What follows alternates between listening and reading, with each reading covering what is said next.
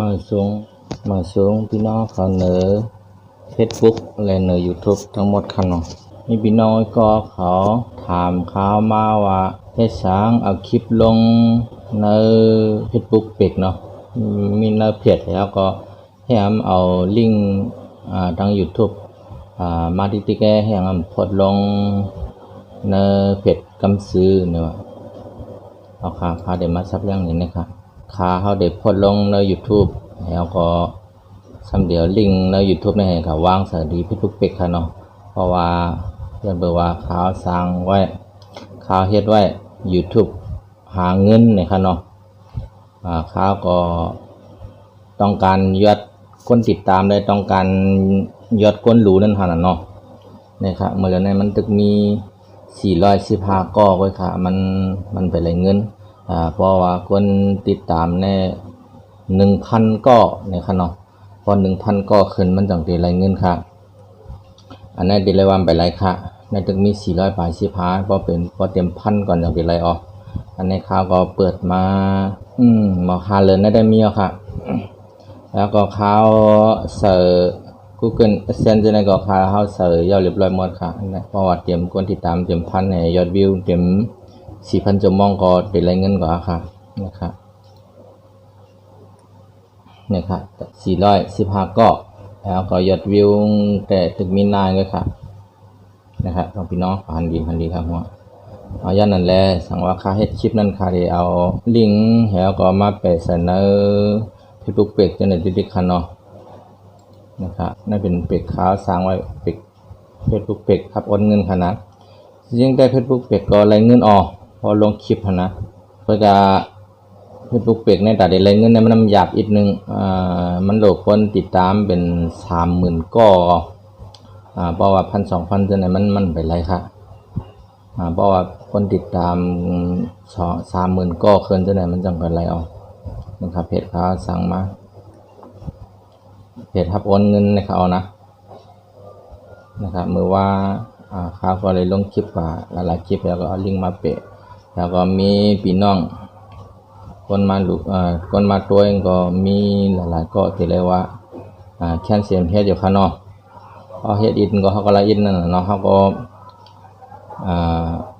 เสียงข้าวยามอีหยังนำนั้นนะเฮาข้าวยามตันเฮาให้มาเฮ็ดก่อนจังได๋ก็มันก็ได้ไล่ก่อนนั้นน่ะเนาะแค่ในอยู่ละลายนั้นน่ะอันเต้นได้นะครับเขาสร้างไว้Facebook หาเงินในนั้นนะครับในชื่อบัญชีของเขาเนี่ยก็สาเฮงลุงมน @gmail.com นะในเขาเหมือนว่า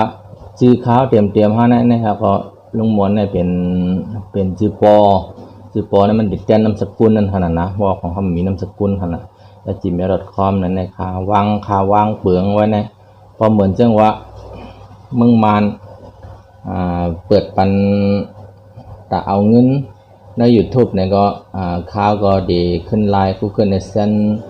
เมื่อลงดีขึ้นเฮาที่เมืองมานเห็นก็ข่าวเลยก็ได้สุดใจคล่องในกว่าแหมก็ติดไลน์แต่ว่าในเมื่อเหลียวเมืองมานนำไปปันที่เมืองไทยเนี่ยแลนข่าวเฮงลึกดีอยู่ในข่าวสวัสดีเมืองไทยนะครับเป็นข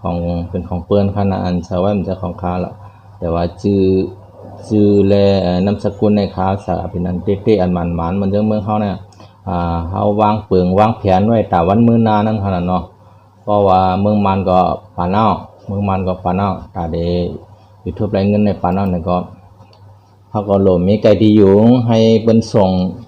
แต่ได้รายเงินนั่นน่ะเพิ่นจะได้ส่งโคดมือนั่นน่ะบ่มือลงดีเฮาก็เอาโคดนั่นแหมาก็ทางหมายป่านเฮาก็ขึ้นเงินได้จังคั่นนะในข่าววางเปิงไว้จังไหนฮะเนี่ย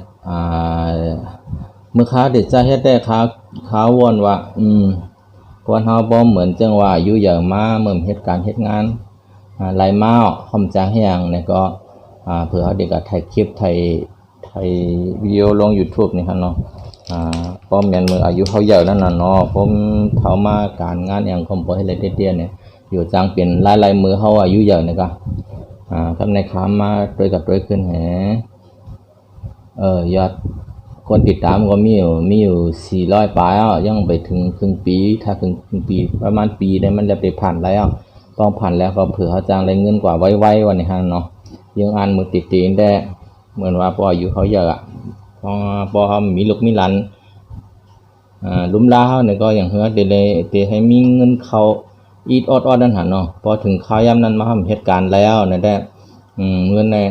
1 อีด 1 ออดก็มันติเป็นเป้เป็นวานั่นขนาดนะเมื่อเตะจ้าคาก็จะเปิดแต่คาวนไว้จังไหนอ๋อนะครับย้อนสั่งแลเขาเอ